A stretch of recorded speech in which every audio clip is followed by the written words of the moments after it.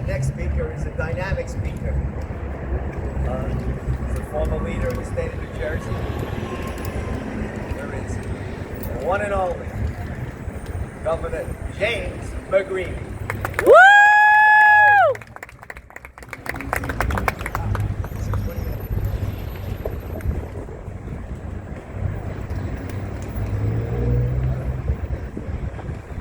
Thank you. Let's give a round of applause for Commissioner Romano.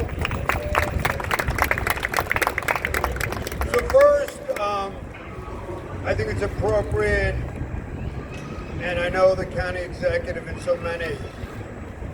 I see the sheriff just, if I could just ask for a moment of silence for the young officer who lost his life recently.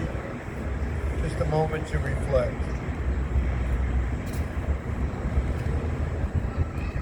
Thank you. Well, today is a joyous event. It's a day where we recognize and we lift the pride flag. And for me, as a young man, and I just saw one of the Haleys just, he's on his way back, run across.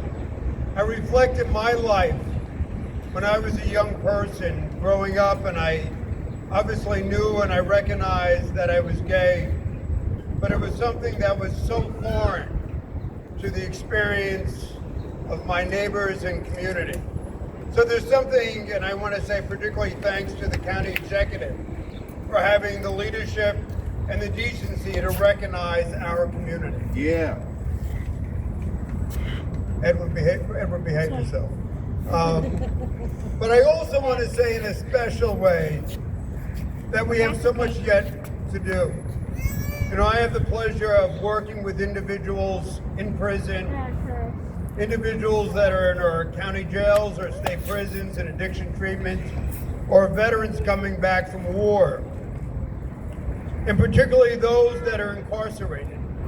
It's often so difficult that disproportionately members of our community are subjected to violence, repeated sexual violence and physical violence. And so it's difficult for so many to come back home and to be reintroduced into the community. And that's why the work that Liz does is so important in terms of Hudson Pride. Because Hudson Pride is not only a safe place, but I'm proud to say that we're a partner with Hudson Pride to provide services to the reentry community. And on a clinical note, I'm proud of the fact that NJRC is partnering as one of 3 NIH sites in the nation that are looking on how to improve HIV services and outreach into the community. So again and again, you know, we recognize, as Liz said and Anthony said, the successes that we have. I just wanted to share one special anecdote.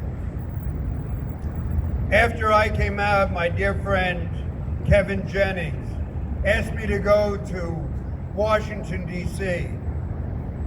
to meet with the group called GLSEN. It was a group of parents that support gay children. And I remember talking to a group of high school students. And there was a young gal, she was a junior in high school. And she came out and she told the story of how she was thrown down a flight of stairs and how the vice principal and so many looked at her and jeered at her and mocked her, and nobody reached out to help her. Nobody offered a helping hand or a compassionate word. And so while we commemorate this flag today, and we understand the importance of pride, let us also understand. I see my dear friend Catherine Haley and Hennessy Sarmiento and so many others. I'm going to start naming all my names. And my dear friend Carol Jean Doyle for so many past years, and Crystal, but I wanted to say this.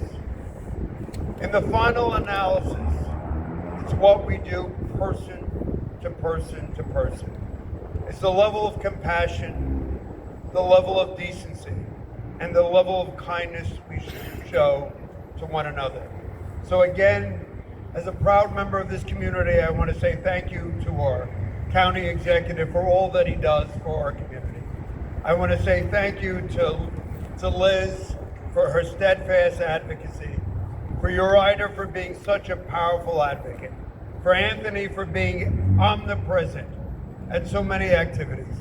But I also want to say to each and every one of us, whether you're a member of the LGBTQ community, whether you're an ally, or whether you're simply walking through this plaza today, we all have a moral obligation to care for the least of these, to care for our brothers and sisters. And when you care for our community, when you care for each other, it's the best of the American spirit. Thank you very much, and happy Pride.